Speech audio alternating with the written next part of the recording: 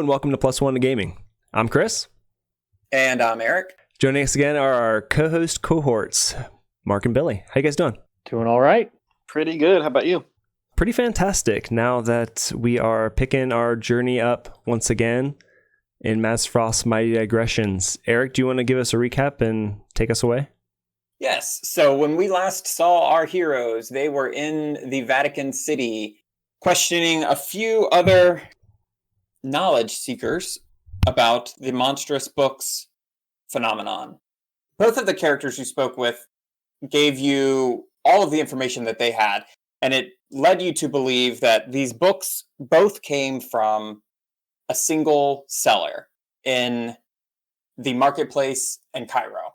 Your Vatican page that was assigned to help you, Sprague, told you that if you discovered and kind of sussed out the source of this anomaly, that the Vatican would pay you handsomely. So they sent you on your adventure. So from the Vatican, from Rome, you took a small ship up the River Tiber to a port at the mouth of the Mediterranean. From there, you took a larger ship to Alexandria. And from Alexandria, it's a 4-day journey to Egypt. Everything has gone smoothly, and it is the night of the 3rd day traveling from Alexandria to Cairo. And you hear barking and howling on the sand dunes to your west. And can you describe again where we're staying? So you're on the main road from Alexandria to Cairo. It is kind of, at this time, it is not very developed, but it is still a main travel path.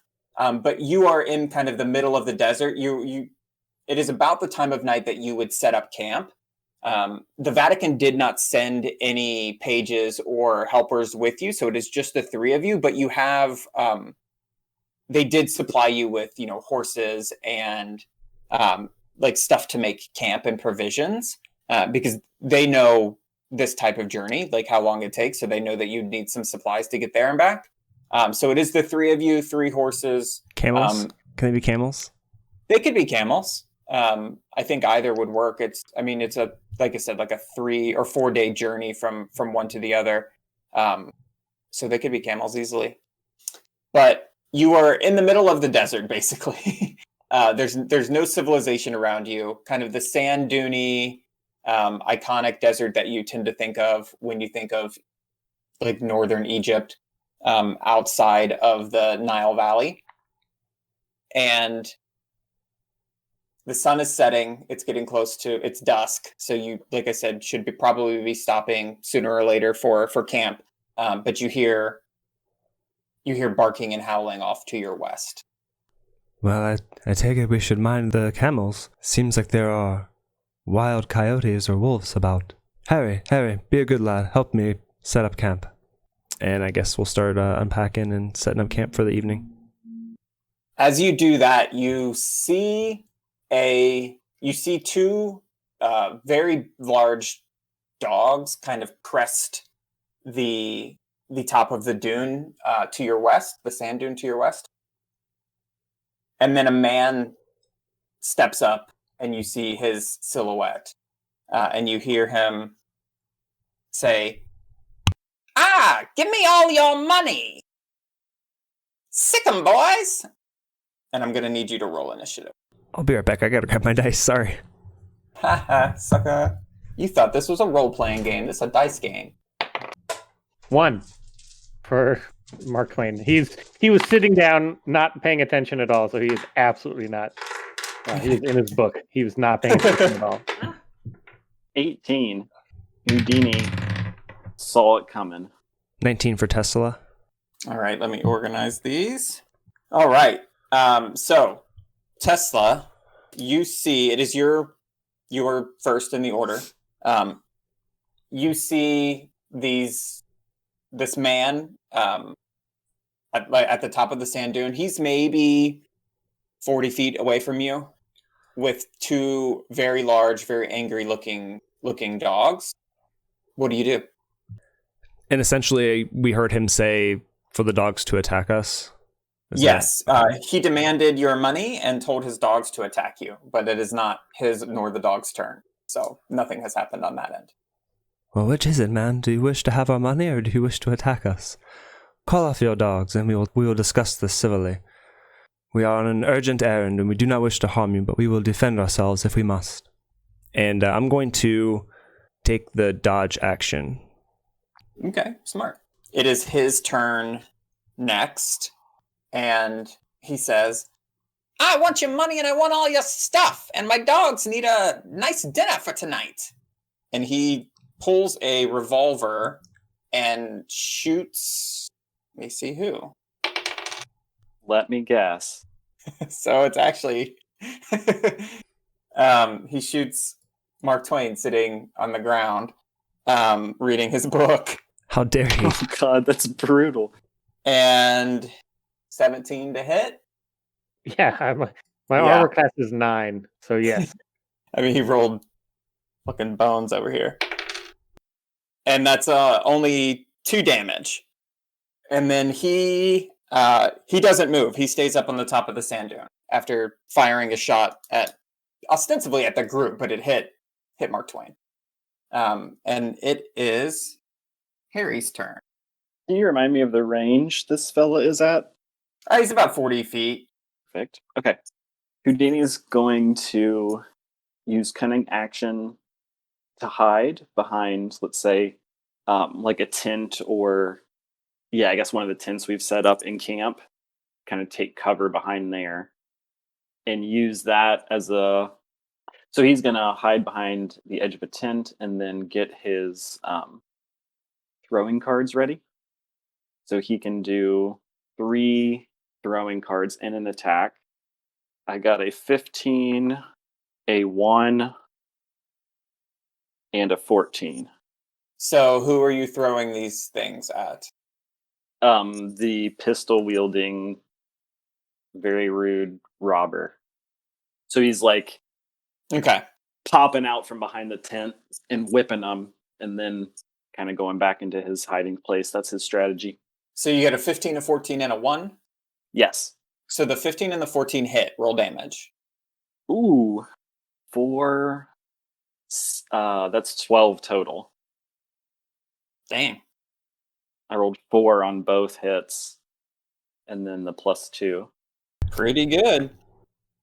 So for your first card, then you get advantage. So roll again just to see if you get a 20. Okay. I did not. Okay.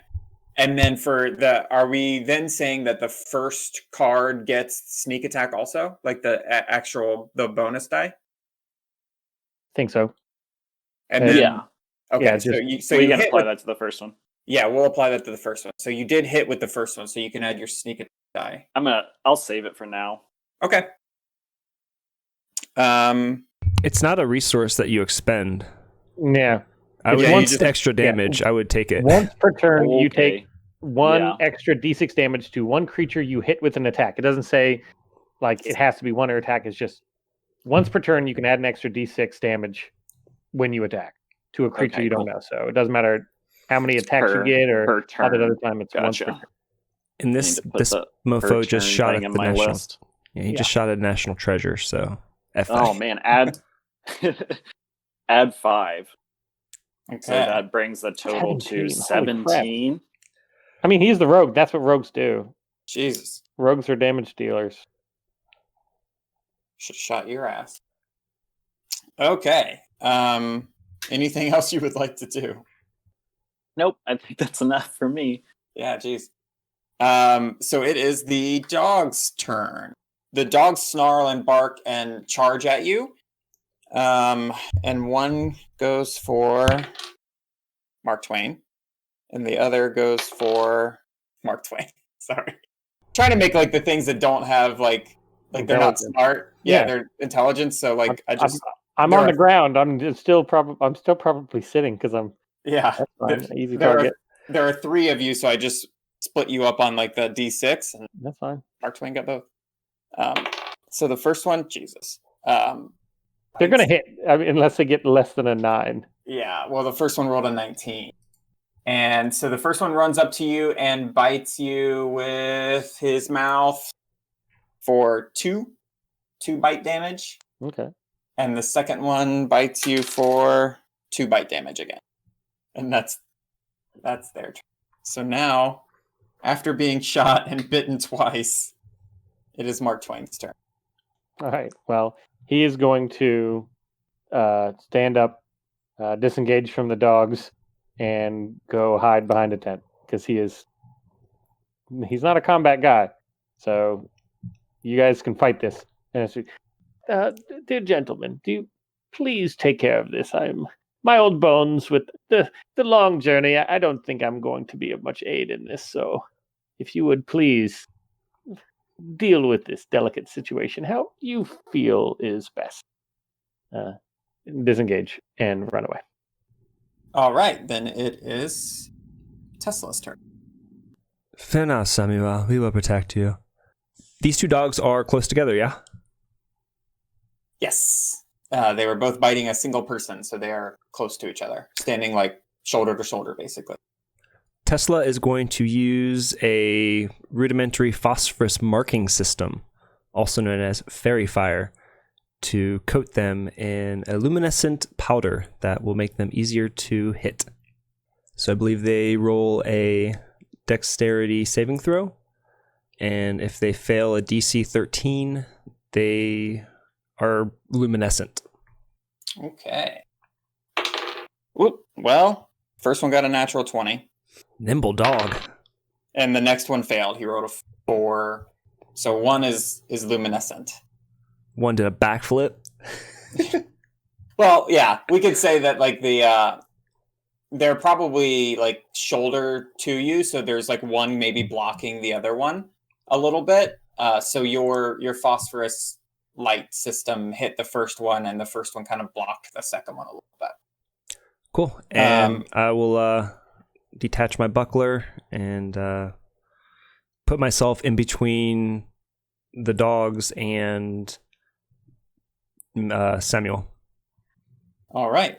Perfect. It is the bandits' turn then. So with the other 2 hiding, the bandit can really only see Tesla, so he pulls his pistol and takes a shot at you. And does a 15 hit? Does not hit. All right. So with his pistol trained on you, he pulls a shot, and you hear like a ping off of your mechanical armor, and he doesn't move. He just stays up there menacingly. And it is Harry Houdini's turn. Houdini screams, "Is this your card?" And then fires 3 more playing cards at the robber. That's a 2, 19, and 13. So then the second 2 were 19 and a 13. Yes. They hit. 10 damage. Anything else you'd like to do? No, he's good. Marvelous performance, Harry. Thank you, Awesome. sir. It is one of Mark my Twain. greatest tricks. It's Mark Twain's turn. Mark Twain turns kind of he's in the back, hiding behind things, just trying to stay out of damage. So he's still going to stay in the back, but he's going to turn towards the guy on the top of the hill. Is he still there? I would assume. He is there. He has not moved. Yeah, and he's going to kind of shout at him and say, "Oh, my dear robber! I mean, you've caught us completely unawares with you and your canine allies, and yet we are not dealt with yet, and I do not think we're going to be dealt with anytime soon. I do not know if this banditry life is a good fit for you. I would say maybe I could see you as a muckraker or some other tanner, maybe something where the smell of the occupation much fits your overall demeanor and temperament." And that is vicious mockery. So roll a wisdom save. Fails. He rolled a 12. All right. Well, let me get my mighty D4 out. 2 damage, All but right. he does have disadvantage on his next attack roll. Okay. Was there anything else you'd like to do? No, I mean he's still staying as he's going to make sure that he's not the closest target to those dogs. That he's staying far away from the dog. He does not want to get bit again. All right, then it is Tesla's turn. Samuel, once again, your words cut to the bone. I'm going to try and light up one of these dogs. And by light up, I mean shoot with my X-ray gun. The one that's luminescent. All right. What is that? What does that look like? It's basically firebolt. That is 16 to hit. That hits. Nice. And 10 damage. Max that out. All right. So you pull out your X-ray gun and point it at this dog that is glowing with radiation, phosphorus. I'm assuming whatever that is. It's a glowing dog, and the ray that comes out just rips through the dog's body, and you hear a yelp, and the dog falls limp. Down, boy. All right. So then it is the bandit's turn. You see the bandit. You know, it is sunset, so he's silhouetted, but you can see that he is very worse for wear. He puts his hand in his mouth and does that like cool whistle, like really high pitched whistle that I can't do, nor would I into this microphone anyway to spare your ears, and yells, "Come on, boy, let's go out of here!" And he retreats and runs away. And that is his turn. It is Harry Houdini's turn now. There is still one dog. Does Houdini get an opportunity of attack since he's running from the fight? No, he is 40 feet away from Hmm. Fine. Okay, so Houdini will change his... The dog is not retreating? It is not the dog's turn yet. Houdini will run over and punt the dog. Just a kick. Can I do that? You can do that. I don't want to kill it. He doesn't want to kill it, but he's going to protect his friends. So he's going to just punt it. Okay, that's fair.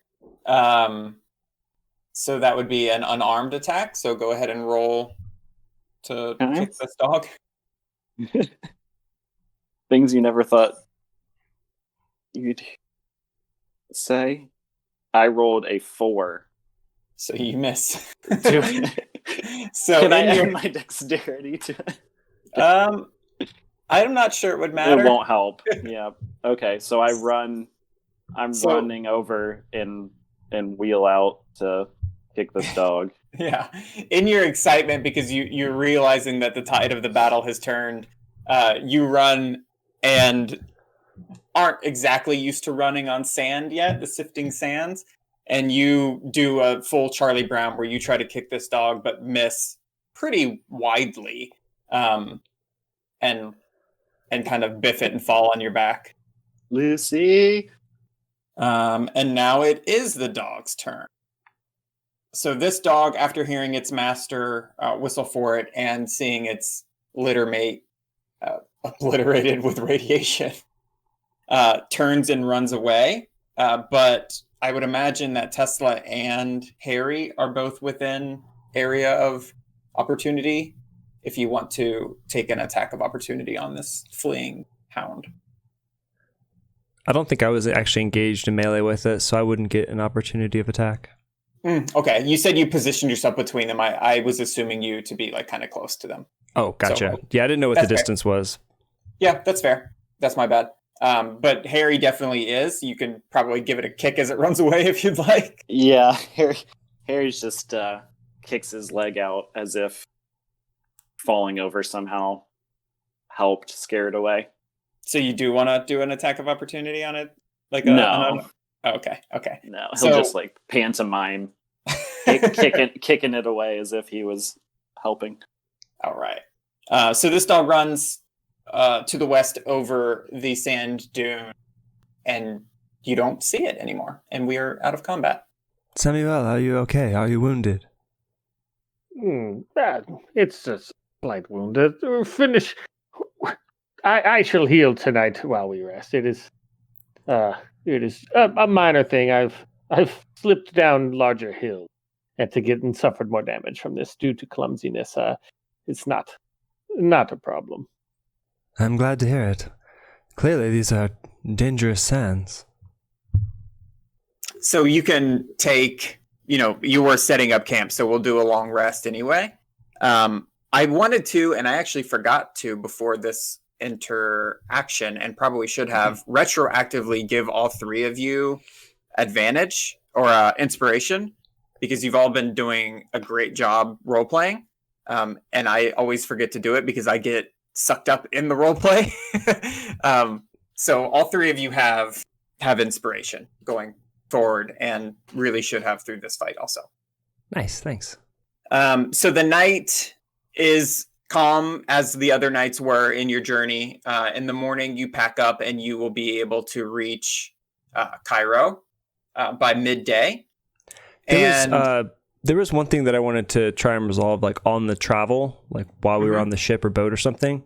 The ectoplasm that we collected from the room before, Tesla's intention was to just see what it was made of, to kind of understand what they're dealing with. Like a book that transforms into some kind of energy monster is strange. So if he's got time while he's on a ship traveling, he wants to try and identify what that is.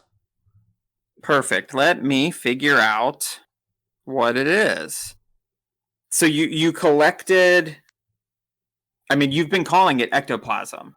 And that's really kind of, that's what it is. It's a sphere of ectoplasm. So this would be a new substance for Tesla. You've never seen something of this like chemical nature, this like physical nature before. So that it is a goo that has kind of an innate charge to it, that doesn't seem to be coming from an outside source and doesn't really seem to be dissipating. So your experience in electricity, you would know a lot about the way that electricity behaves. And this behaves differently. It seems it's almost battery-esque, which I don't think have been invented yet, like DC. So it's similar to that type of electricity. Your specialty is AC electricity, alternating current. And this is more reminiscent of DC current, but it doesn't discharge like if you touch it, or I imagine you might have like a primitive multimeter. It keeps its charge every time you test it. So it's a substance you've never seen before, and I believe that the word ectoplasm is very appropriate. Gotcha. Cool. Awesome. I'll lock that away for later. Good. I don't know almost anything about electricity. So yeah, the rest of your travels are pretty mundane, pretty boring. You are all healed up, and any resources you spent are back from your long rest. So getting into Cairo, you know from your two sources that you're looking for what Valar called the Wide, which is it's an area of Cairo, and it's a well-known area. You would know this just if you knew almost anything about the city. This is where the Grand Market is. This is where kind of the merchant class and the upper class live. Like the bottom of the upper class and the merchant class live in this area of town.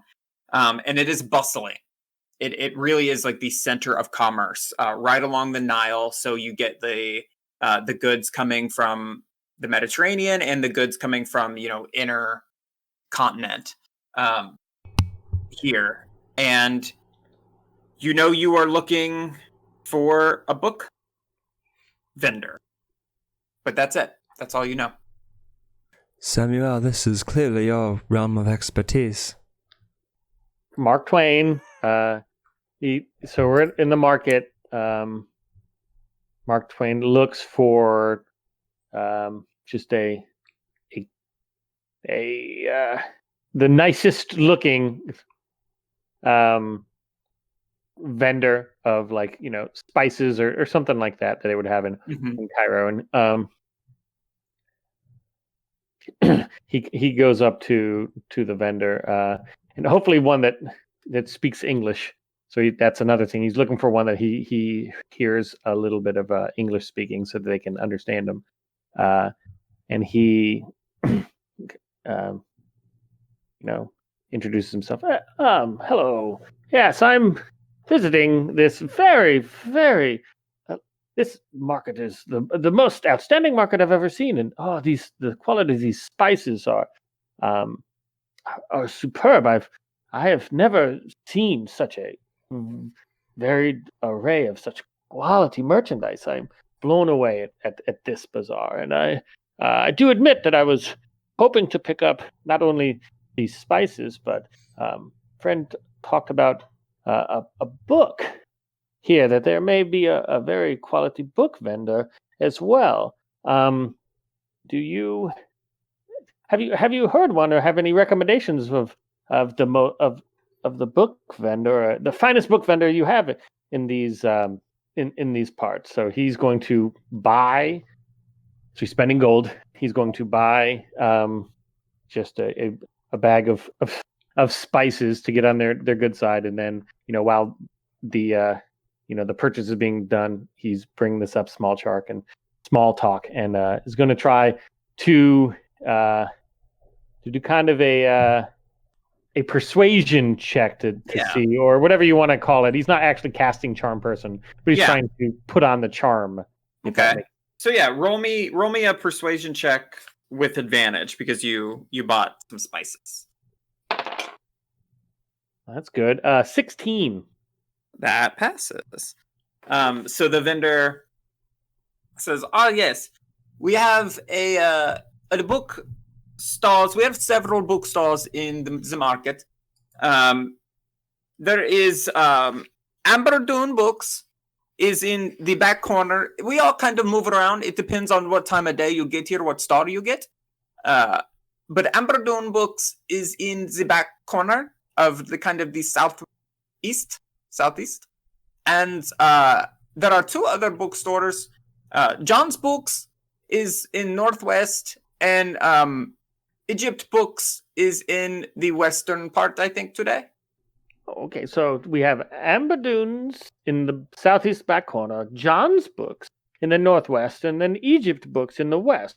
So those are the three book ones. That's a mighty fine recommendation, my friend. I'm in your debt once again. I cannot thank you enough for this information. I'm a little bit out of place here. Just the wonderment of such a fantastic city, fantastic people in this market. Blown away.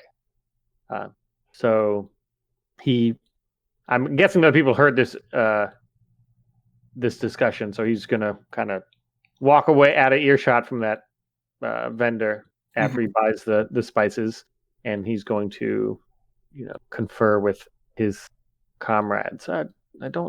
Did we get any?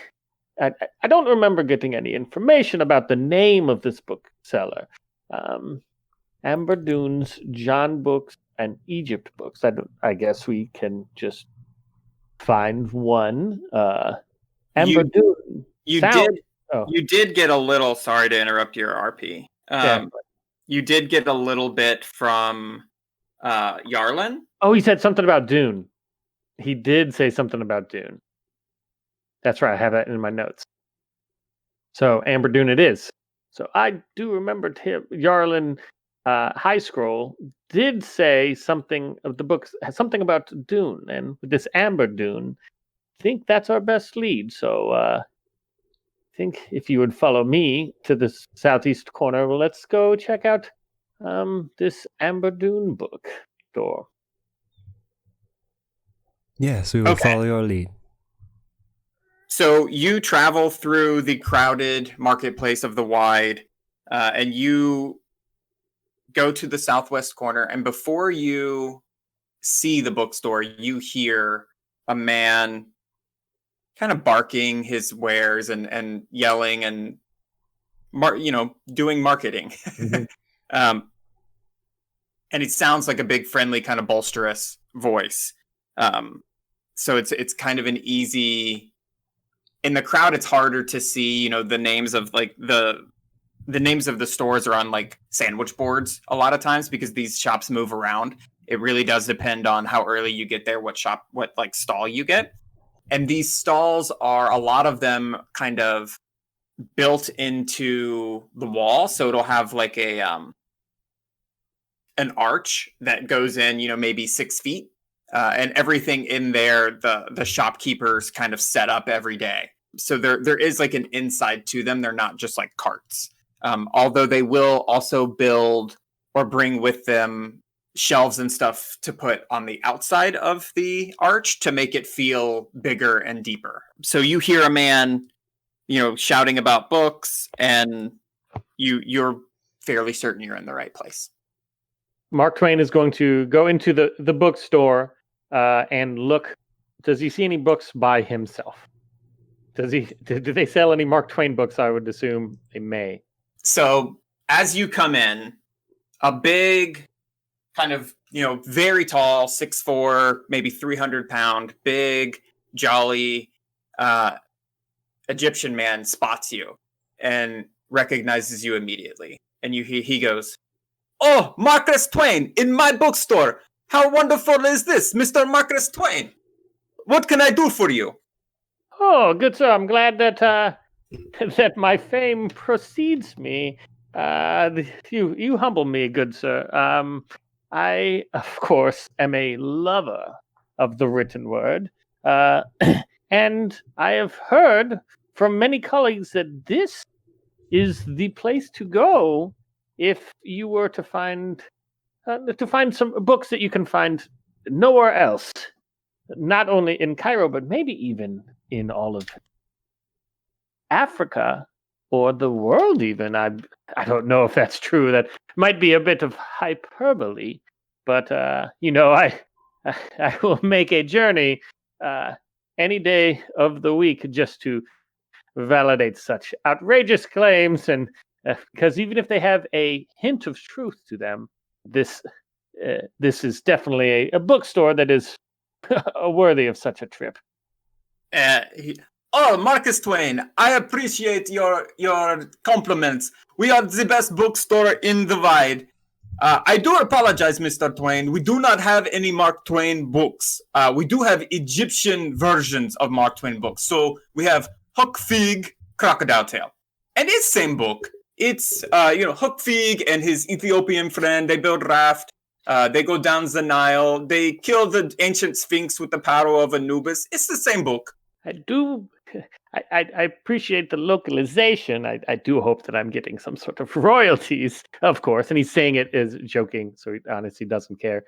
But he's like, it's okay. I'm not looking for books by myself. If I may say so, some of these Mark Twain books are a little overrated. Wonderful. Come in. Who are your friends? Oh, this is my friend Nicola. And my other dear friend Harry. They have accompanied me on this journey. They are knowledge seekers themselves, and I, from what they say, and this is the best bookstore in all of the Wide. I do believe that is true, judging by the quality of the books here. They have come to see if any piques their own curiosity of knowledge. We each have our own base of interest. I am a man of fiction and history. My friend Harry is I do not know actually what kind of books Harry reads. He is kind of a quiet shy person, and of course Nicola is a man of science and wonder and anything that seems beyond belief. If you have any of these books, please let us know. Oh, yes, we have several books. books about vampires. Usually the teenage girls like the vampire books. We have travel books. We have all sorts of books. Mr. Nicola, what is full name? Nikola Tesla. Oh, Nikola Tesla. I think I hear that name before. Is he a famous writer too? Oh, I do not know if his writings are what makes him famous. And he is. I don't know if you can tell, but he likes he fidgets from time to time. And I guess Nikola Tesla comes up in his. I'm not going to role play for that, but he is still wearing his giant armor, correct? Yeah. Like his power armor. So I'll let Chris role play. Oh yes, I see this. I assume he have polio and need to walk. Not quite, but that is the vision for those who are weak in constitution, to have some ease of their burden. But yes, I am interested in anything you have on the sciences, or even more occult matters. Yes, we have a small section of books on ancient religions and magical practices and scientific discoveries that used to be magical practices in the back corner on the lower shelves. And who is this other friend, Mr. Harry? What is his full name? Harry Houdini. Nice to meet you, sir.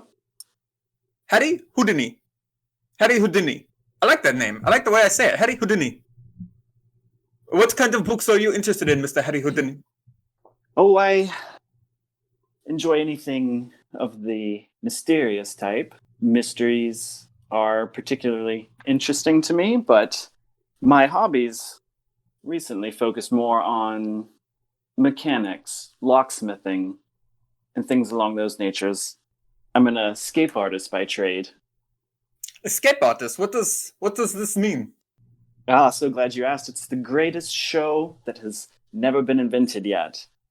I take the chains that one might use for, say, locking a man in a prison away for the rest of his life, and I'm able to break myself free from them using intuition, a sheer sense of cleverness, and quite a bit of magic, in fact. Oh, magic and breaking out of jail. I have many friends that could use these skills.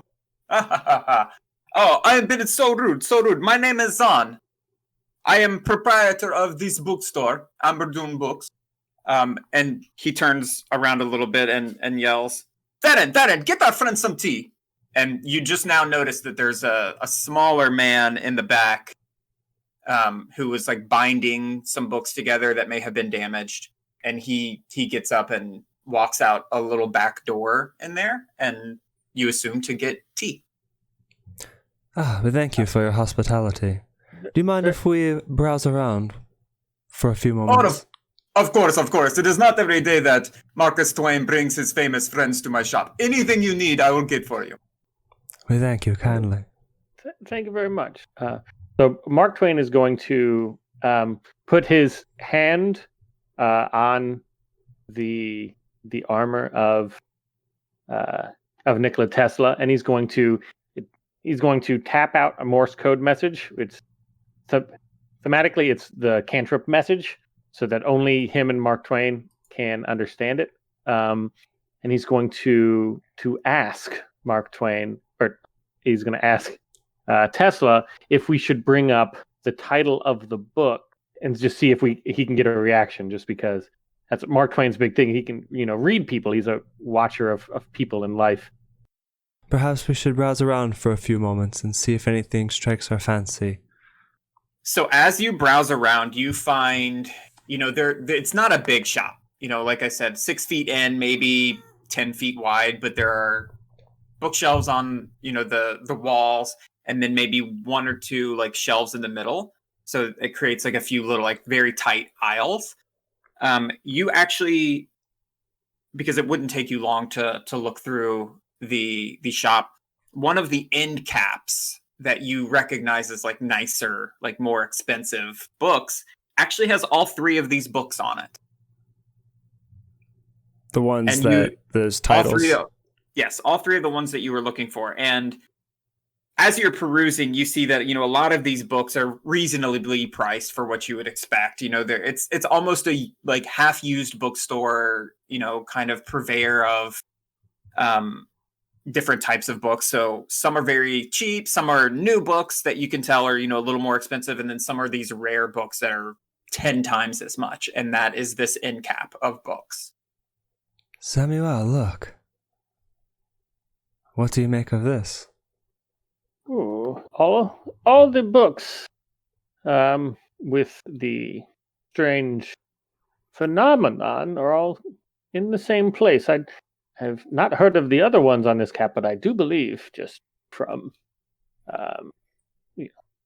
I do believe that they all probably have the same phenomenon of these creatures. I would not doubt it, but the question is, does this bookseller know of the oddity of these books? I find it hard to believe that they happen to be on the same end cap if he was not aware that they shared something in common, if you get what I'm guessing. I do not know what the best way to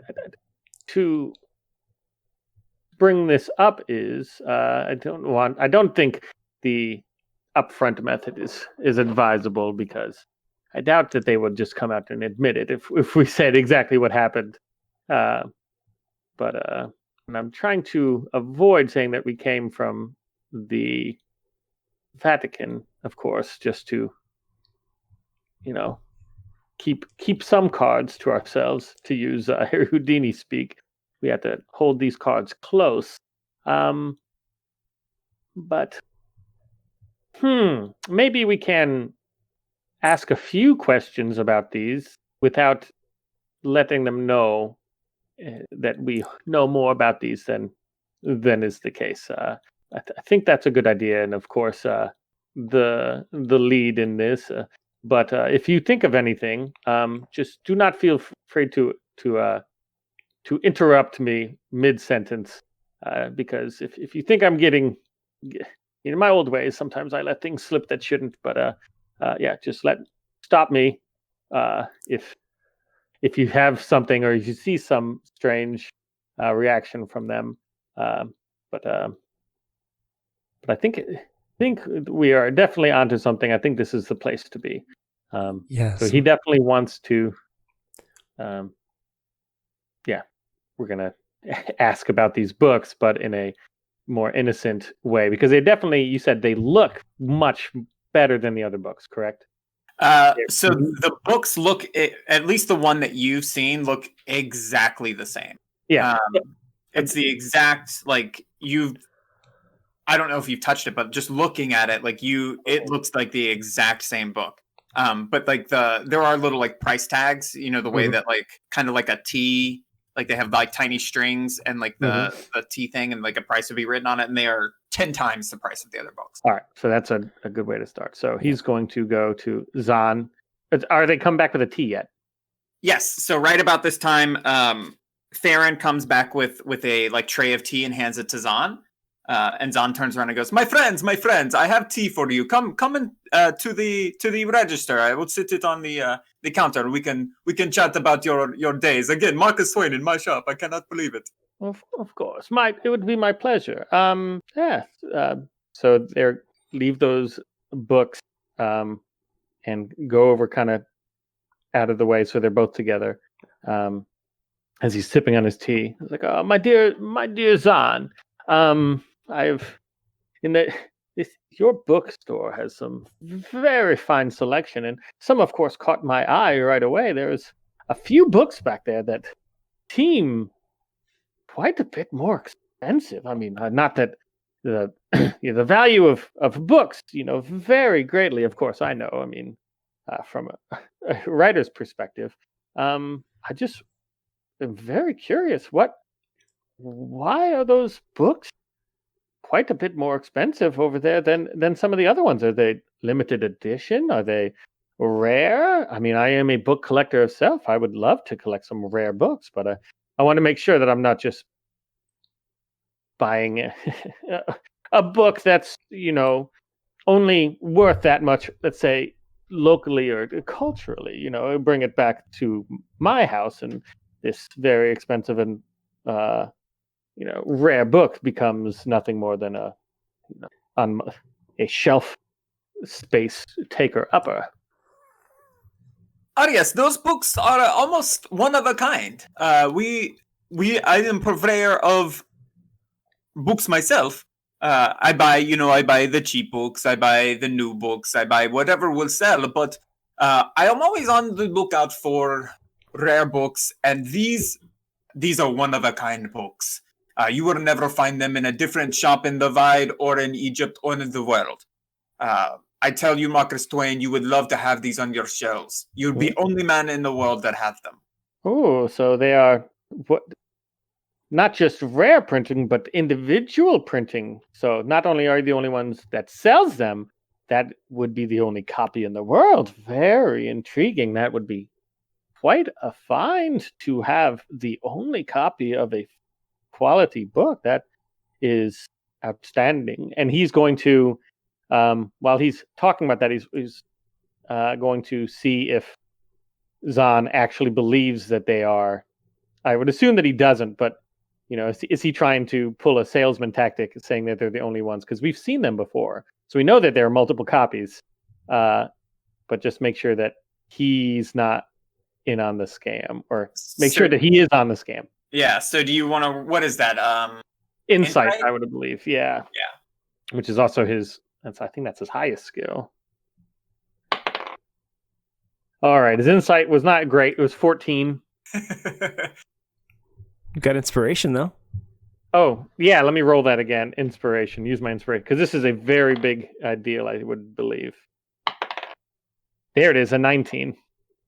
Okay, so you do believe that he is trying to sell these books. It's a salesman's tactic. But you also get just a little bit of... Like, he hasn't touched these books, like he hasn't brought them up to you and or anything like that. So there's definitely something amiss. Mm-hmm. But they're not, they're on display. So he wants you to see them. He wants to sell them, obviously. But he's a little weary of them. You might see. All right, that's exactly what I was thinking, and I have developed a plan. So with his tea, he's like, "Oh, perfect. I'd much love to have a very rare, even a one, the only book of such caliber. I will grab one for sure. I'll have to look and see which one I want. But I mean, we've traveled a long way. And my legs are a little sore. Do you have a little spot over here that I could maybe sit down and start to read one of these books, if you don't mind? I would very much like, just with the hustle and bustle out there, and I'm a big fan of books. Obviously, it would make my day to just have, let's say, a few minutes just to sit down and begin to read one of these marvelous books that you have. And I, of course, will pay you beforehand, because I'm not one to go into a bookstore and read the books and put them back on the shelf. That is so rude. But and you could be proud to say that Mark Twain came in and read one of your books in your bookstore. I think that would be fantastic. Such a good idea. And he's bringing it up as it's not even a question, that he's just going to do it. He's going to get one of the books and just start reading it right there in the middle of the store, in like the kind of where they went off to enjoy the tea. Mm-hmm. Yeah. So Zahn says, "Oh, of course. In the back of the store, there is the chairs that I sit in and Darren sits in, and we drink tea and we talk and we play backgammon and that. Let me clear it off, and we will sit and chat. Darren, get out of here. Go tell Corvara we have a famous Marcus Twain here. She would love to come meet him." And the skinnier, younger guy goes out the back door. Zahn quickly cleans up the mess that Farron was making while he was repairing books. And there are only 2 chairs. So he's like, "Oh, please sit. So he doesn't sit with you, but he stands and assumes Marcus Twain will sit, and then whoever else would want to sit with him. Mm-hmm. And he moves the Harrison gets the tea from the like checkout counter and moves it back to the small table between these two chairs. So I think he's going to do a message, but this time to both of the guys. He's going to do it in both the Morse code or like a not a thieves' cant, but type of thing like that only Harry Houdini would understand. And he asks, he's like, are we really going to open one of these books in the back? It doesn't seem like he's too worried about us opening the book in his store. So maybe he's not aware of what happens when these books are opened. And I don't know if I want to go through, there are a lot of people around here that could get hurt. I don't know. Do we have any suggestions on what to do next? Do we want to go through with grabbing one of the books and opening them right here to see if the same thing happens? Tesla could run a quick examination to see if this matches the same frequency, like the energy signature. If he was able to study it on the way there, and use like detect magic, I guess it'd be like detect anomaly or something. Some kind of test he could build into his thing. I think it'd have to be magic to have a summoning thing or whatever. Well, the spell is detect magic, but like if this isn't really like a high magic world, Yeah. No, I think that's a great idea and a good like detect anomaly. Like he would easily be able to detect magic would be like detect, frequency or, any one of his like measuring tools. Like, I mentioned a multimeter earlier, like he probably has a gamut of them he could run very quickly and get like a readout on whether something is abnormal. I guess just like attuning to what that ectoplasm, like that energy or that frequency, I thought would make a stretch to like does this have the same energy signature?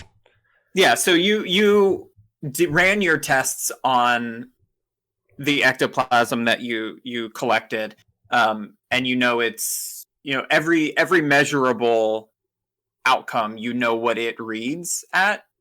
So again, like its voltage, its its radiation levels, kind of whatever you can measure, what it reads to.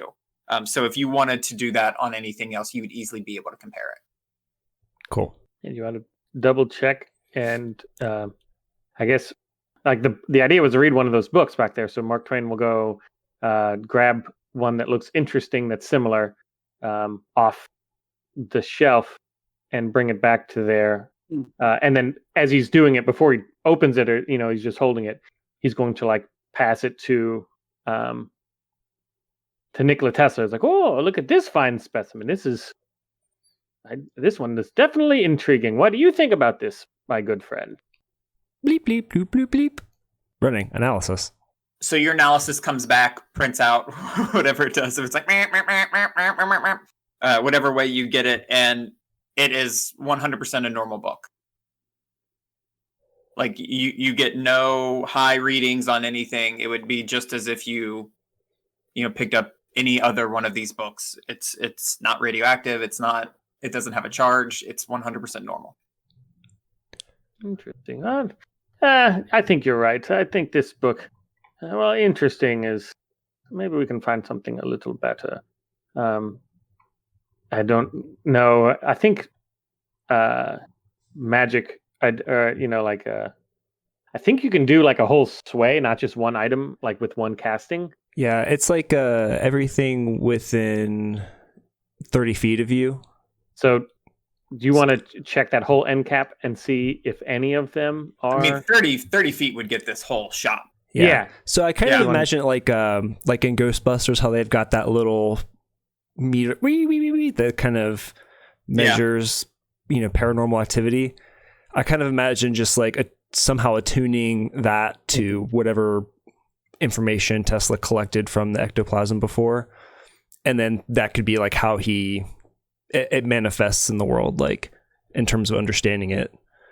through the spell. Just kind of like using it as like a hot cold type of thing. Interesting. So I like that idea. I don't want to rob you of any like effectiveness that this spell has. So maybe on the thing it has like a grid with like the little like dot too. Like the alien meter from Aliens. Exactly. Cool. So it gives you still the 30-meter radius kind of thing, and anything, once you like fire it up, I don't think it necessarily has to be attuned to the specific thing, but you can to make it beep a different color. But if you notice, if anything is magical or whatever we're looking for in this world, you'll be able to see like the little beep on the little dot on it, like the alien meter aliens. Yeah, cool. That works. So you do see on there, you see a dot that does adhere to the same frequency and the same specifications of the ectoplasm. It's probably on like because 30, we said 30 feet radius or diameter. What is it? It's for the duration you sense the presence of magic within 30 feet of you. So that's a radius. Yeah, so 30 feet away from them. Okay, so 30 feet away. So at the very edge of your senses, you see a dot come bleep in, and then the next beep, it's a little bit closer, and the next beep, it's a little bit closer, and it's moving toward you. And at about that time, you see a young woman enter the front of the shop. She's wearing purple like headscarf and kind of traditional Egyptian clothes. And she says, hang on, let me get a voice for her. She says, Mr. Marcus Twain, welcome to my shop. I am Corvala, owner of the Amber Dune bookstore. I thought my good friend Zahn there was the owner and proprietor of Amber Dunes. And Zahn kind of like stands up. He says, oh no, Corvala, she owns the store. I just sell the books and run it. People tend to like me. I give tea, I sell books. We are all part of the same family. Of course. He says family a little strange. Family. Well, of course. I must again give you, as the owner of the shop, my highest regards. This is a fantastic bookshop, and some of the most fantastic books I have ever seen. And of course, as many of them are written in Egyptian, I unfortunately cannot understand, or I assume I cannot understand. I've not gone through and browsed very well. But is she carrying a book? You said so. We saw the dot, and she came in. Is she holding a book? Is that dot corresponding to a book? She has a satchel, and she moves into the bookstore and kind of stands in front of the end cap that has the nice books on it. And she's like, oh, I have the perfect book for you, Mr. Twain. It is in English. I think you will love it. It is one of a kind. And she bends over and pulls one of the books from the end cap. And it is the Dark Hunger book. But we know that book is not magical, right? Yes. So she's kind of blocking your view. You can't see her grab it. She's got like her back to you as she grabs a book, and then she turns around and says, "This book would be perfect for you." Can the way that he said family makes Houdini a little suspicious that this may be some group of charlatans or thieves. Can he check using like his perception or thieves' cant language or something of that nature? So You He definitely suspects that she's using sleight of hand. okay. Good. So that's what. So Yeah, you're with, a sleight of hand expert. Yeah. yes, with him saying family, he just hesitated on the word a second. You think it could either be that English isn't his first language and he was thinking of what word that is, or it could mean something else. That's what you'll get from any kind of just like naked perception or insight check. Like it would have been obvious to anybody, but you're specifically suspicious of them. So you think there might be a second thing. Roll me a perception. So I know that like sleight of hand is his specialty. Do you have roll me a perception with advantage? I have an investigation. 14. Okay, so specifically looking for, and like we're all suspicious of her. So specifically looking for her to act strangely. You did see a little bit of extra movement that wouldn't, like picking up a book on a shelf wouldn't necessitate. And she turns around and walks over to Mr. Twain and says, "This book is in English and is very popular with young girls at our area. Maybe in America, young girls need books to read about vampires. This would be good book for you to read and maybe find new market for yourself." And she hands Mark Twain the book. Oh, don't mind if I do. I'll get started right here. He's not going to. He's going to see if mentioning Twain. Maybe here. this may not be as unique as have I seen this book before? Houdini reaches over and he's going to attempt to do hold on, I'm looking for it. I have something here I want to try. One of the things he has is a blank book whose pages refuse to hold ink, chalk, graphite, or any other marking substance. I want to try to swap them like a sleight of hand card trick. So what are you're trying to swap the books? Yeah, so to meta a bit, what he wants to do is swap the books so that we can safely bluff opening without having to actually open what could be potentially the dangerous book.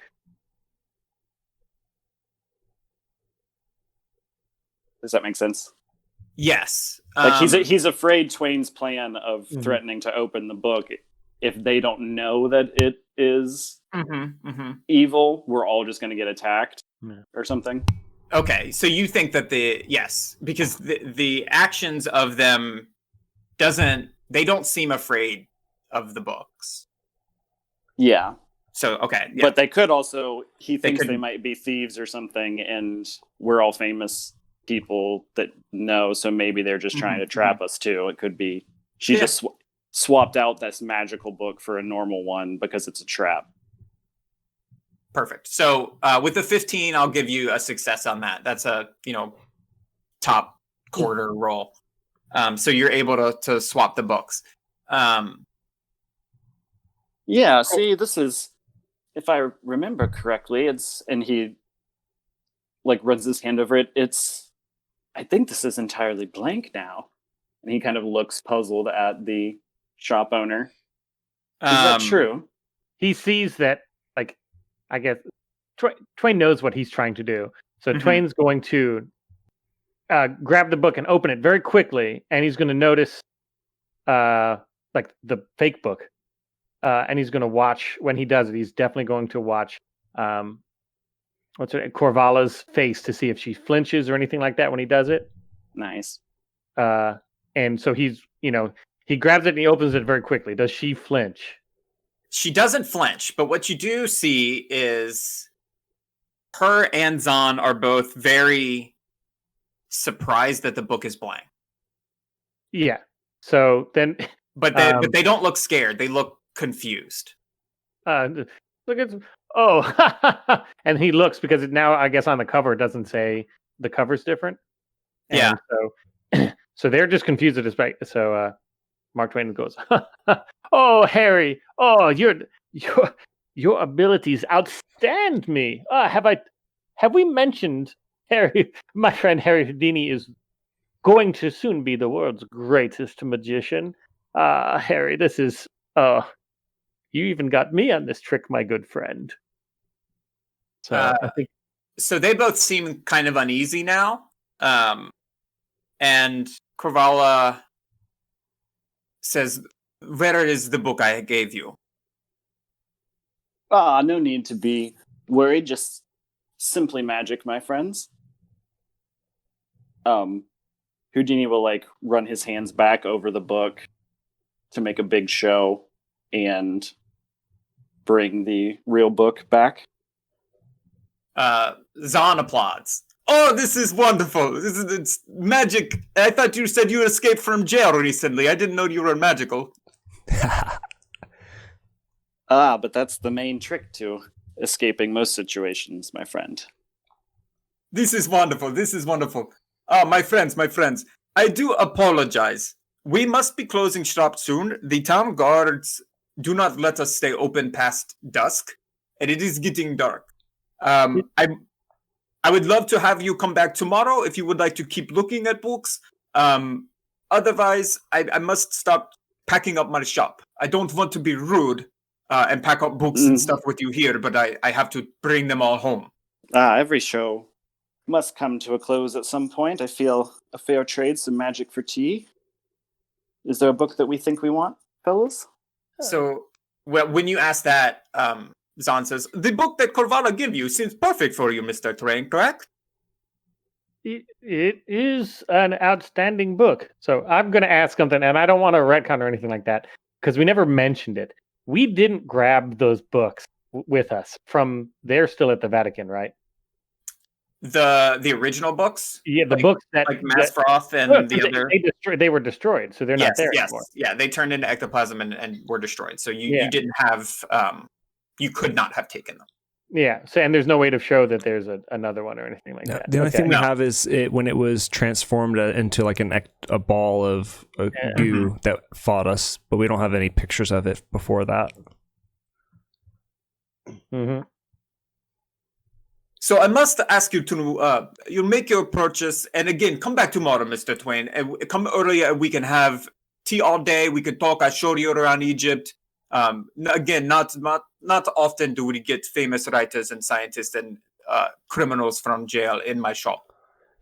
Samuel, perhaps if we took our time to browse tomorrow, we could uncover more treasures. Very, very, very astute. While I do love the recommendation, I feel like I did not get a full enough time to fully appreciate this wonderful shop, and if I am to come back tomorrow, I do not see why I need to make such a purchase tonight. So you hold on to that book, and I will definitely come back for tomorrow. I appreciate the recommendations, but I'm a man of, I wouldn't say refined taste, but I am a man of particular taste. So I would very much like to take my time and see if anything else strikes my fancy. Maybe I'll get more than one book. I am a collector. Oh, of course.